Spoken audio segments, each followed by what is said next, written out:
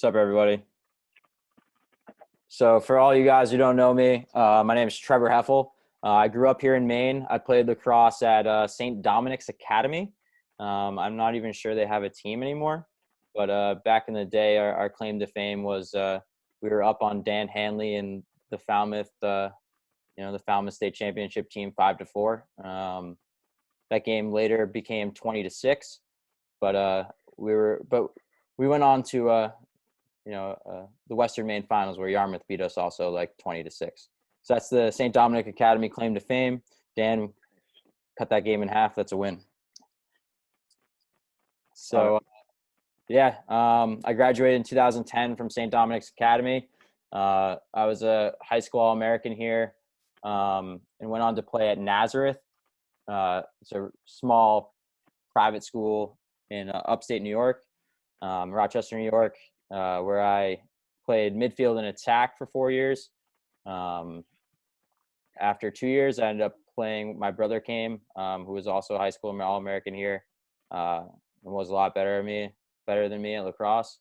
But we both played together on the attack and had a few good years up at Nazareth, where I was North-South Senior All-Star and All-Conference there. And then went on to coach lacrosse. Coach Lasagna at Bates College reached out to me while I was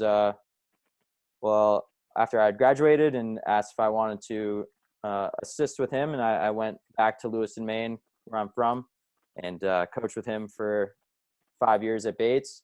Spent a year at Binghamton University last year and spent this 3.5 weeks of the season at Bowdoin College this year, where I guess reluctantly I'm going to call this my second year as we move on. So, that's a little bit about me. And what I'm going to present on is stick skills, kind of the foundation of stick skills.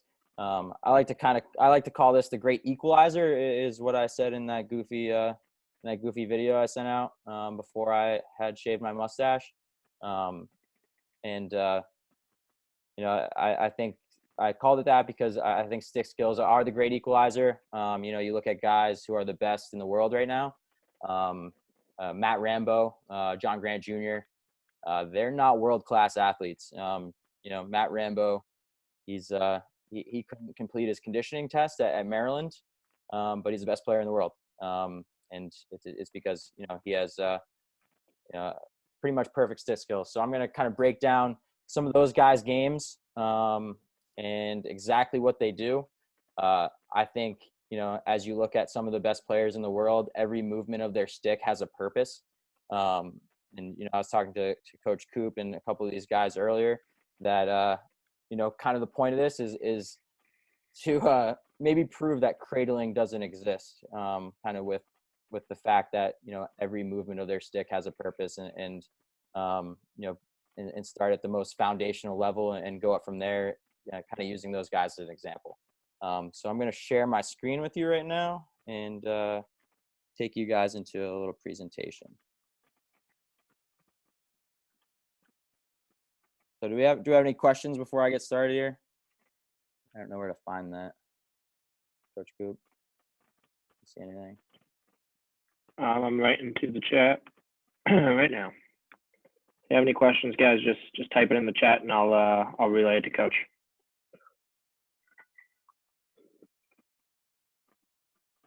Okay, so starting out, I'm going to go over the basics of exactly how we hold our stick. Where we place our hands has a lot to do with how good our stick skills are, and I don't think that's something that's taught enough. Even the way we hold our stick in our hands. You see a ton of guys, at the highest levels.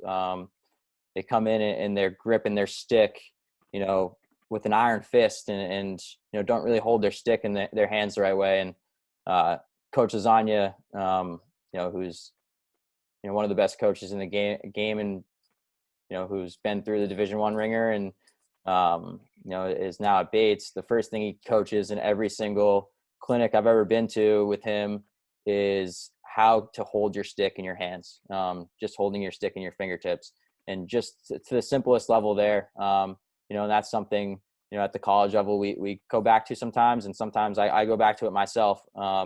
Even going over this for this presentation, it helped me a ton. So kind of moving into that basic level is, what do I do with my hands? Where does my top hand go? Where does my bottom hand go? What do they do?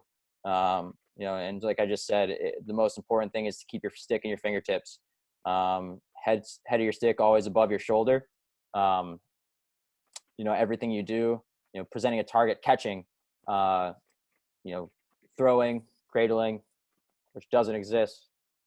So moving with the ball or dodging, you always want to have that head of your stick above your shoulders. So kind of the basics of fundamental stick skills is, creating an efficiency to me. A lot of people talk about how the game gets faster as you move on.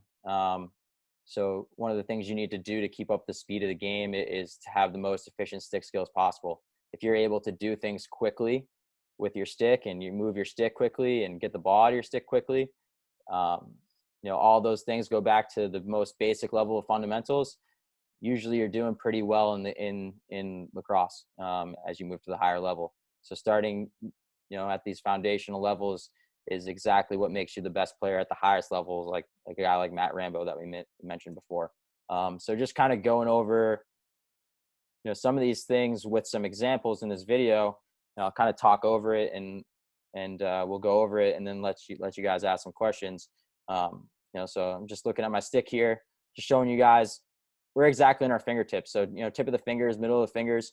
Now I'm keeping that hand right at my shoulder, right? So now you see the head of my stick, it's above my shoulder, right? And as we move with our sticks, right, and we have the right grip, right? Just moving with our stick, the natural motion of moving, running, that's what's gonna, keep the stick moving in your hands.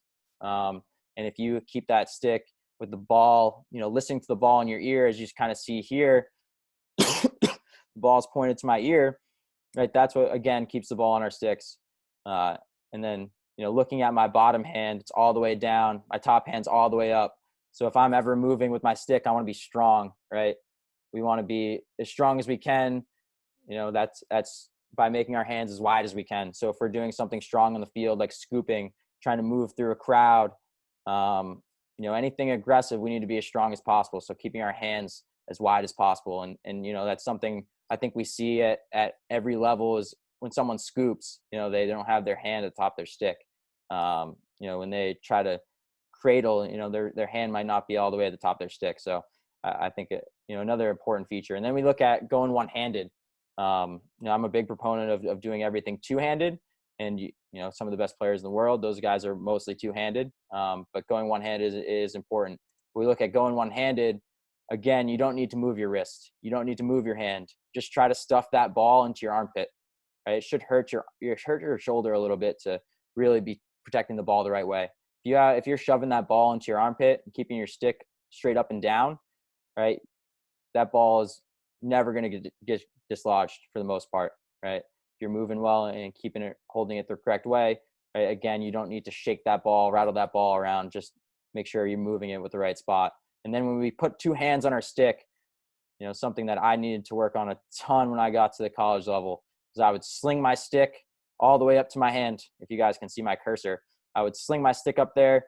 And what's that? Just an easy check for a defenseman, right? So what we need to do is keep our stick straight up and down, right? We need to reach into our pocket. We need to go get our stick, right? So keeping our hands, and I'll touch on this in a second here as we go over some more stuff. We just need to make sure we're keeping our hand, that bottom hand, we're trying to stuff it away in our pocket, right? So if I'm left-handed right now, my right hand's my bottom hand, I'm trying to put it in my left pocket, right? That's kind of the optimal stick protection. So I have my top hand at my top shoulder as I'm moving, right? And my bottom hand stuffed in my pocket, right? And we're going over switching hands here, right? A lot of guys throw their stick, right? You can see me kind of do it as well. But what we're trying to do is we have that loose grip, right? And we're just letting go of it, right? We're sliding, and what lets go is us sliding our hands. So I slide my bottom hand under my top hand with that loose grip, right? We're not throwing